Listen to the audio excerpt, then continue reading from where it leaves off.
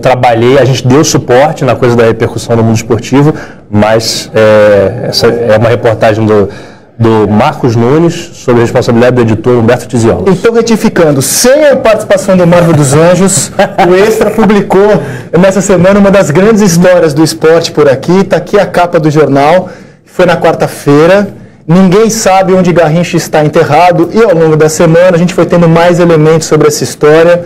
Do que se trata este assunto, Marvel dos Anjos? O que se trata é o seguinte, você tem um dos maiores heróis do país. Eu sou totalmente defensor da ideia de que o Brasil consegue descobrir o conceito de autoestima através do futebol. E esse que é um dos maiores heróis do futebol brasileiro, as pessoas não têm certeza de onde ele está enterrado. Onde a sua ossada está. Existe um monumento, existe uma coisa para celebrá-lo ali num cemitério de Raiz da Serra, que é distrito de Magé, na Baixada Fluminense, mas a gente não sabe se o túmulo que dizem que é o túmulo de Garrincha está realmente guardando os seus restos mortais, o que é um absurdo. E aí, Marvel, depois de ler essa reportagem, eu fui ao YouTube procurar imagens, né, do cemitério e da lápide, e para minha surpresa, eu não sabia, vocês conseguem achar no YouTube, se vocês digitarem as palavras de busca, tem torcedores do Botafogo que já foram ao cemitério para tentar prestar uma homenagem ao grande ídolo, um dos maiores nomes da história do futebol, que foi Mané Garrincha.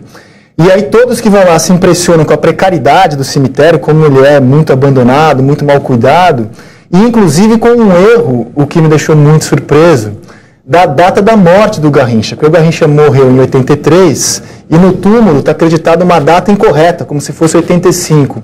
Então tudo isso mostra a falta de cuidado e as condições, infelizmente, muito precárias nas quais o Garrincha morreu e nas quais a família dele vive e viveu depois da morte dele. É um absurdo de várias maneiras. Acho que tem uma questão familiar aí, e que no caso do Garrincha a gente nunca deve dispensar. Uma discussão dentro da família, há familiares inclusive que discordam da dúvida que essa filha trouxe à tona, que é a Rosângela. Mas também você tem que ver uma questão, acho que, de uma apatia da sociedade em relação a um ídolo, né? A alegria do povo, ao anjo das pernas tortas. Eu sempre lembro que quando eu fui para Budapeste, o corpo do Puskás está numa cripta na principal catedral de lá. O corpo do Garrincha deveria estar num panteão, deveria estar num lugar assim de visitação muito celebrada. Está em Magé, beleza, não tem problema, nada contra Magé, terra brasileira, digna, ótimo. Mas a falta de cuidado com a exumação que ia acontecer para retirar de um lugar para outro, e criar essa ideia de que é incerto o lugar dele. Porque ninguém diz que o corpo sumiu. A possibilidade da ossada ter sumido é pequena. O problema é que ele existe. E não se sabe se está num túmulo ou se está no outro. Eu li a última notícia sobre isso, que o prefeito de Magé ia comandar uma investigação na cidade para trazer respostas. E apesar de ser precária e de ter essa data errada da morte do grande Mané Garrincha na lápide, ela tem uma inscrição muito bonita, que era assim: aqui descansa Mané Garrincha, aquele que foi a alegria do povo. Aí tem que botar uma interrogação. Aqui descansa. Verdade. Tim Vickery, bom dia, bem-vindo à redação, tudo bem? Tudo, muito obrigado. Perdeu o troféu Jules Rimet, pode ser visto com azar. Perder o homem que tanto fez para ganhar o troféu Jules Rimet parece uma falta de atenção. Verdade. Sabe o que aconteceu comigo hoje de manhã? O que, Tim Vickery? Woke up, got out of bed, dragged a comb across my head. Não foi para a parte de cima para fumar. Não fiz isso. Ainda bem, Tim Vickery. E também eu fiz uma coisa que não está na música. Eu tomei um bom banho para chegar aqui na redação relativamente cheiroso. Dá mais uma palhinha, Tim. Woke up, got out of bed, dragged a comb across my head. Found my way downstairs and drank a cup. And looking up, I noticed I was late. Got my coat and got my hat. Made the bus in seconds flat. Olha, o Tim Vickers está cantando trecho de uma das 13 músicas de um álbum absolutamente histórico. Nessa semana, a gente tem 50 anos do lançamento de Sgt. Pepper's. Para muita gente, o mais genial disco dos Beatles.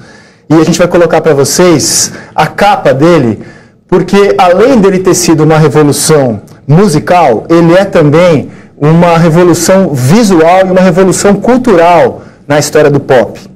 Sgt. Pepper's Lonely Hearts Club Band. E essas músicas ficaram por semanas na liderança da audiência das rádios inglesas. E aí, pegando essa capa icônica, maravilhosa, e para homenagear esse grande disco, a gente fez uma brincadeira aqui do esporte. Não é uma brincadeira exatamente original, porque até os Simpsons já brincaram com essa capa dos Beatles. Mas, pensando aqui no nosso público, a gente fez a seguinte brincadeira, meus amigos. Colocamos para vocês uma capa. Primeiro, volta só para a capa original, diretor. Essa brincadeira que a gente fez, colocando esportistas nos lugares das personalidades originais que tinham na capa. Na capa, você tem, além dos Beatles, naquele ano, há 50 anos, tem ali à esquerda eles mais jovens, e você tem ali personagens como o Marlon Brando, um grande ator americano, a dupla que interpretava o gordo e o magro, o Bob Dylan, que ganhou o Nobel de Literatura no passado, o Lewis Carroll, que é autor de Alice no País das Maravilhas, o escritor Oscar Wilde, tem também uma imagem do Karl Marx, do Edgar Allan Poe e de 3 esportistas. 3 esportistas estão nessa capa, tá? Eles são, não vou contar quem são, porque isso faz parte de um teste, mas são 3 esportistas. Eu tenho 2, eu estou lutando para pensar qual é o terceiro. A gente recorreu aos sites de busca e são 3 esportistas que estão ali representados naquela capa. O que a gente fez? Coloca agora a nossa capa, a nossa montagem. E olha, deixa eu avisar, isso aqui é uma montagem, hein? Antes que algum blog ache que a gente errou a capa do Sgt. Pepper's. Vou explicar, isso aqui é uma montagem. A gente colocou 68 esportistas e mantivemos os 3 originais como eles estavam na capa dos Beatles de 50 anos. Tem um porquê da disposição deles. A gente vai compartilhar isso nas nossas redes sociais. Quem segue o Redação no Twitter, no Facebook, vai ter essa capa. Não vai ter nenhum prêmio para quem acertar os 68, tá? É só a diversão mesmo. E na semana que vem a gente vai dar um glossário. Então vou repetir, são 68 novos esportistas e 3 que lá estavam. Vocês já conseguem identificar alguma coisa aí que vocês queiram chamar a atenção? Tem detalhes... O busto do Gareth Bale. O busto não é do Gareth Bale. Não, é do Cristiano Ronaldo? Vou deixar só para o glossário. Mas o busto faz parte da brincadeira. O busto é um dos 68 esportistas aí representados. E Tia, onde você estava, se é que já estava, há 50 anos, quando os Beatles lançavam esse disco icônico? Estava com 2 anos recém-feitos. Então, as minhas lembranças são vagas, mas foi alguns anos mais tarde, eu estava com tipo 10, talvez 11 anos, quando passou pela primeira vez na televisão na Inglaterra, os filmes dos Beatles. Primeiro foi Hard Day's Night, os Reis de Yeah, que detesto o título aqui. Você sabe como é que se chama isso em Portugal, esse filme? É sério. Os 4 Cavaleiros do Apocalipso. O título é esse, Hard Day's Night. Salazar, ele mesmo colocou. Eu posso afirmar que aquele dia que eu vi o Hard Day's Night, eu acho que mudou a minha vida. Eu quero ser um deles. Né? E desde então, eu fiquei fascinado pelos Beatles e pela época. Porque não eram só eles, um grande movimento atrás, né? Que tem a ver com o momento social, tem a ver com o fato que, pela primeira vez na história, o homem comum tinha a possibilidade de criar sua própria identidade, de desenvolver a sua própria personalidade. Tinha mais grana, tinha mais segurança social, não pode divorciar a cultura fenômeno cultural dos avanços sociais. É impossível. Mas desde então eu posso afirmar que os Beatles, Stones, Who, Small Faces, Kinks, Animals, tantos outros, de uma certa maneira são um modelo para a maneira que eu vivo. Eu vou explicar como. Tem duas coisas, né, que contraste. Humildade e arrogância. A humildade, porque toda essa turma, eles pegavam influência da música negra americana. Com muita humildade, né, tratando os negros americanos como judeus. Eu lembro o Rolling Stones, seus ídolos, tocando aqui na praia de Copacabana. Eles tocaram Night Time is the Right Time, que é uma música de Ray Charles. E na tela eles colocaram uma grande foto de Ray. Olha, a gente pegou dele, ele. Aquela turma nunca parou de fazer isso, de prestar homenagem com humildade às caras de música negra americana. Então, isso por um lado tem humildade. Por outro lado tem arrogância. A gente não precisa se limitar a tentar imitar o que o negro americano está fazendo. A gente pode usar isso como uma base para expressar nós mesmos. E quem sabe o que a gente faz pode ser até melhor. Com muita arrogância também, né? E Sgt. Pepper é uma mostra disso, né? Sgt. Pepper, a base é música negra americana. Mas vamos botar um pouco disso, um pouco disso, um pouco disso. É um disco sobre um tipo de infância inglesa. Então, aquela mistura de humildade e arrogância, para mim, é um modelo para como eu procuro viver. Ó, então a capa original e a nossa, já estou vendo que a galera adorou a brincadeira aqui, já está compartilhando. A gente vai mostrar em todos os blocos essa capa e vou ficar curioso se alguém vai acertar os 68 esportistas, além dos 3 originais que já estavam na capa e que a gente manteve nas mesmas posições nessa montagem nossa aqui. O jogador de futebol original vai ser muito difícil identificar. Você quer que eu dê pelo menos uma dica de quem são os originais? Um é pugilista. Sim. Que uma escolha estranha. É estranha mesmo. Sim. Outro é um ex-jogador de futebol e o outro é um ex-nadador que foi ator. Também. Não sei se ele fez mais sucesso como nadador ou como ator. Ele fez sucesso nos dois, né? Nos does, por isso que eu não sei. Mas ele está lá como ator. Ele está lá como ator. Sim, mas a gente manteve como ele é muito marcante. Sim, ele está lá como ator, mas ele é um esportista e a gente manteve ali os 3 esportistas. 50 anos depois ainda falamos dessa capa e tenho certeza que daqui a 50 anos ainda vamos falar desse disco como um marco na história do rock, da música, do pop e da cultura. E o Tim hoje, abre a sua camisa, porque esse disco é o mais psicodélico dos Beatles, né? Sim, você então, vê o psicodélico. É uma homenagem, um pouco de Paisley, que tem a ver com... E também o terno é um pouco 66, 67, por lá. Então é um tipo de... Você misturou o terno dos Beatles com a psicodelia. Sim. Maravilha, maravilha. Olha só que elegância de Tim Vickers aqui homenageando o Sgt. Peppers. E meus amigos, a gente vai agora voltar para a América do Sul em 2017 para mostrar algumas cenas do futebol sul-americano que elas se repetem semana após semana e a gente fica chocado com elas. Olha o que aconteceu ontem na Copa Sul-Americana, no jogo entre o Oriente Petroleiro e o Deportivo Cuenca. Era o jogo de volta na casa do Cuenca, no Equador. E aí esse jogador caiu porque durante a execução dos hinos nacionais dos 2 países, da Bolívia e do Equador, ele foi atingido por uma pedra. Sinceramente, meus amigos, uma pedra atingiu o jogador durante a execução do hino nacional. O nome dele é Ribeira, antes de o jogo começar. Inacreditável. Inacreditável. Quem lançou deveria ser esportista, porque a distância é muito grande, tem pista de atletismo. Então foi um lançador de habilidade olímpica que lançou. Né? Sim, um idiota também, além de tudo, né? Tem uma outra cena também do futebol sul-americano. O jogador Henrique Echeverri, ou Echeverri, não sei como se pronuncia, do Boston River, ele estava sendo retirado de campo, depois me confirmem contra quem foi esse jogo, e aí ele começa... Comerciantes Unidos do Peru. Comerciantes Unidos do Peru. E ele começa a brigar com os maqueiros. E aí vocês vão ver que ele começa a chutar os maqueiros. Olha que cena grotesca. Os maqueiros estão retirando ele do campo, ele vai começar a chutar os maqueiros. Olha lá. Ó, chuta a mão do cara, pisa na mão do cara. Aí os maqueiros vão e jogam ele.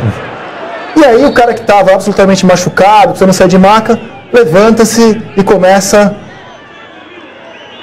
a dar o seu showzinho. Dar um piti. Ó, de machucado ele não tinha nada, né? Porque se ele consegue dar esse pulinho na cerca ali, cara, futebol sul-americano são coisas inacreditáveis, né?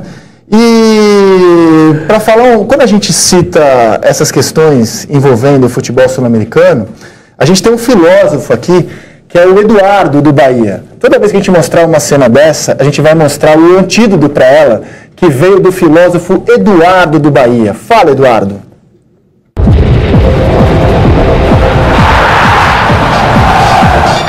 Pancadaria, jogada desleal, provocações, não ganha jogo, gente. O que ganha jogo é isso aí, é futebol bonito.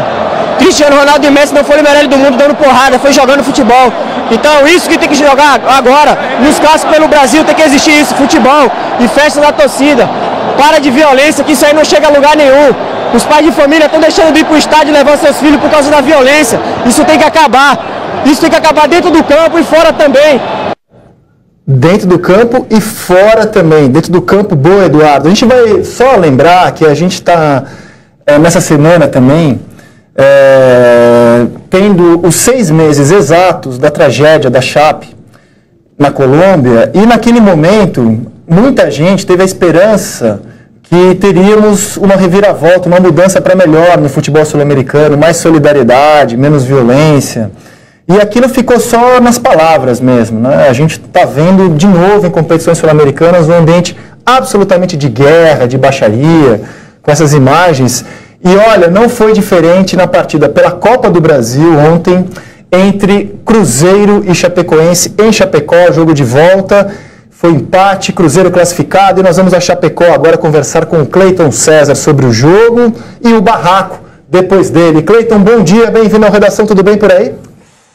Olá, Rizek, bom dia para você, os amigos do Redação, tudo certo por aqui, o friozinho do sul do país, né? Sumiu o Cleiton, e quero... Que não é o Eduardo, lateral do Bahia também, não é só vamos tirar o crédito aí, porque o Cleiton ainda não é o Eduardo, lateral do Bahia. Agora sim. Questão de tempo.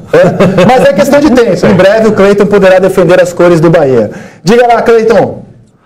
Então, Rizek, até porque eu sou canhoto, né? Daí é complicado, o Eduardo joga pela direita, né? Jogou aqui em Santa Catarina, Eduardo também.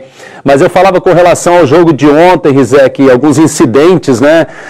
Mal entendidos, segundo o presidente da Chapecoense, também o vice-presidente de futebol do time do Cruzeiro, que depois do jogo acabaram conversando, depois de todos os incidentes que aconteceram na zona mista, pós-partida de ontem, 0 para a Chapecoense, 0 também para o time do Cruzeiro na Copa do Brasil. A Chapecoense eliminada da competição, o Cruzeiro passa, avança e chega às quartas de final da competição. Mas segundo o que chegou até a gente foi o seguinte, que tinha um jogador do time do Cruzeiro conversando com um dirigente e reclamando do excesso do tempo de acréscimo do árbitro no segundo tempo, que foram 6 minutos.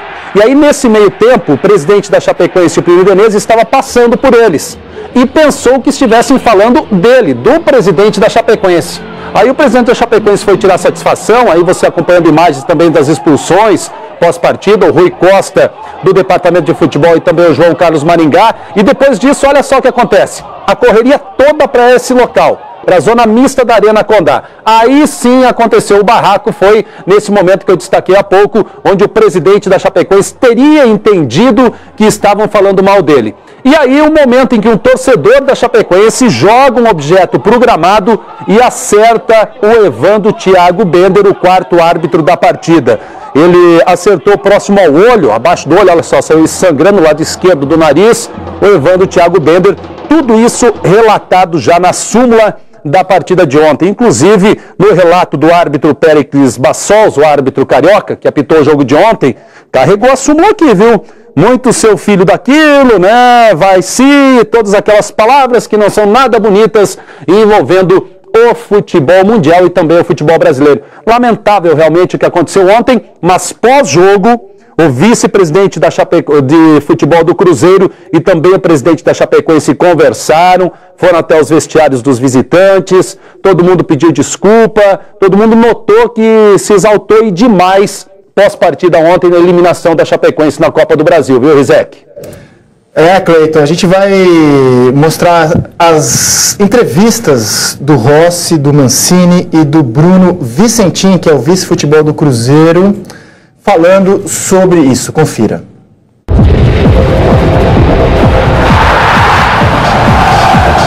Bassal está de sacanagem, pô. Parece que engoliu o microfone, não para de falar no campo, não deixa o jogo correr. Os caras vêm pra fazer cera o jogo todo. Dá os parabéns pro Bassal aí. Nem jogo de vaza ele apita, senão ele apanha. Eu vim aqui por trás exatamente para tirar o pessoal, porque isso aqui, nós somos amigos, pô. Tá, aí o cara sai de lá e joga o negócio na nossa cara. Tem vários amigos e o próprio Alain Roussel foi, entregamos uma camisa para ele. Da parte do Cruzeiro sempre teve muita solidariedade e amizade com a Chapecoense e vai continuar assim. Bom, vamos falar do jogo em si, Cleiton. Conta pra gente sobre esse empate, ou alguém quer falar mais um pouco sobre o barraco de Chapecó? O barraco é triste, né? Porque mostra que a natureza humana é imune a essas grandes campanhas de solidariedade, né? Chega uma hora que a coisa afora e todo mundo vira umas bestas. Principalmente quando você está precisando de 3 pontos, né? Pô, muita gente vira bicho quando 3 pontos estão em jogo e uma vaga na próxima fase da Copa do Brasil. Vamos mostrar agora o jogo, Cleiton. Conta pra gente sobre este 0-0 e com direito a 2 gols, na minha opinião, bem anulados da Chape pelo árbitro Péricles Bassols. Tá bom, então. Olha só, Rizek, só com relação a quem atirou aquele copinho de água, foi o lateral Diogo Barbosa, tá? Teria sido ele lá na zona mista. Com relação ao jogo de ontem, a Chapecoense naquela tentativa de manter a intensidade que vem no Campeonato Brasileiro também, indo para cima, apoiada pela torcida, torcedor na Arena Condá realmente é um show à parte, sempre vai, frio, garoa, né? E esteve por lá. Só que a Chapecoense encontrou pela frente quem? O Fábio numa noite inspirada, né? Muito bem o Fábio, 36 anos de idade, com toda a sua experiência também, pegando muito no jogo de ontem. Chapecoense criando as melhores oportunidades, teve as melhores chances, com o Arthur Kaique também, mas o Cruzeiro também teve uma grande oportunidade, onde o Jandrei, lá no outro lado, o goleiro da Chapecoense, apareceu muito bem. Mas o nome do jogo, sem dúvida alguma, foi o Fábio. Você viu aí esse lance, né? Foi marcada a falta do Vitor Ramos, foi num gesto, não sei se ele chegou a tocar no jogador do Cruzeiro. Dá uma olhada de novo, olha lá, ó, com os 2 braços, tentativa de empurrar o 25 do Cruzeiro mais à frente e o árbitro bem posicionado ali, o Péricles Bassol, acabou marcando a falta. Ficou uma dúvida aí, né?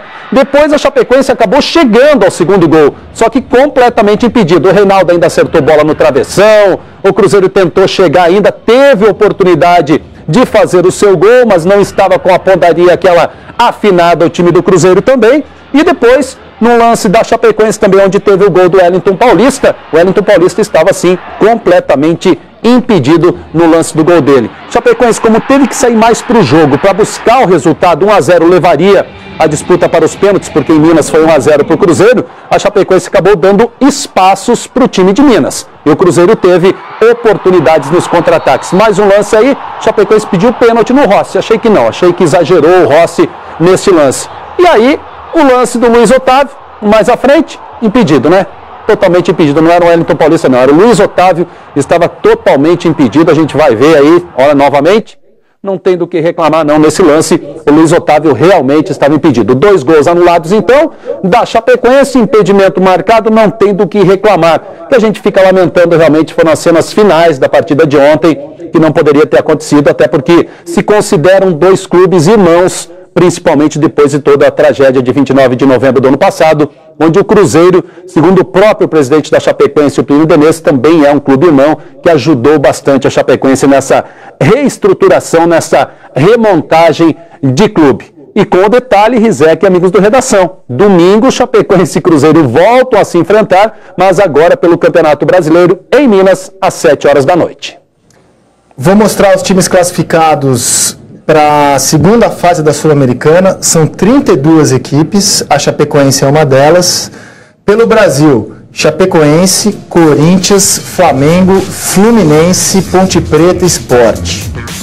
A Argentina tem mais representantes que o Brasil na próxima fase. O Arsenal de Sarandi, o Atlético Tucumã, o Defensa e Justicia, que eliminou São Paulo, o Estudiantes, que ficou em terceiro do seu grupo na Libertadores, o Huracán, o Independiente de Avellaneda e o Racing. Os 2 clubes de Avellaneda estão na Sul-Americana. Na Bolívia, a gente tem o Nacional de Potosí, o Bolívar de La Paz e o Oriente Petroleiro, que é de Santa Cruz.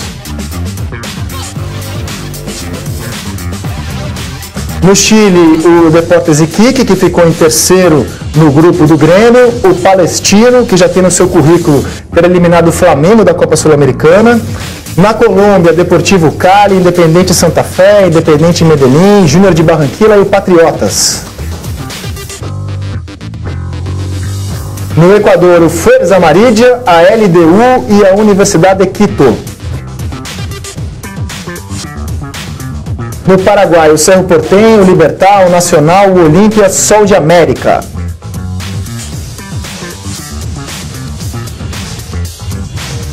E no Uruguai, o Boston River. O ano já acabou para Peru e Venezuela, nem na Libertadores, nem na Copa Sul-Americana. A gente não chegou nem na metade de ano, mas Peru e Venezuela já estão fora das taças continentais. Isso aí. Eu quero mostrar aqui para vocês uma malandragem do Mano Menezes ontem. Vocês viram isso? Na Arena Condá. Ele dá um passinho para o lado, o empate classificava o Cruzeiro, né, como acabou classificando. Ele deu um passinho para o lado, aí impediu o Reinaldo de bater no lateral. Olha lá, ó. O Mano olha pro Reinaldo, ele dá um passinho pro lado. Ei, mano, Menezes. Olha lá, olha lá. Ele calcula o ângulo necessário. Desnecessário. Ele calcula o ângulo que o cara vai correr, porque ele sabe que a jogada vai ser de arremessar dentro da área. Que coisa ridícula. Desnecessário. A área técnica não nasceu por isso, né? Isso não é ideia atrás daquele espaço. Mano Menezes falou sobre isso na entrevista depois do jogo, vamos ouvi-lo.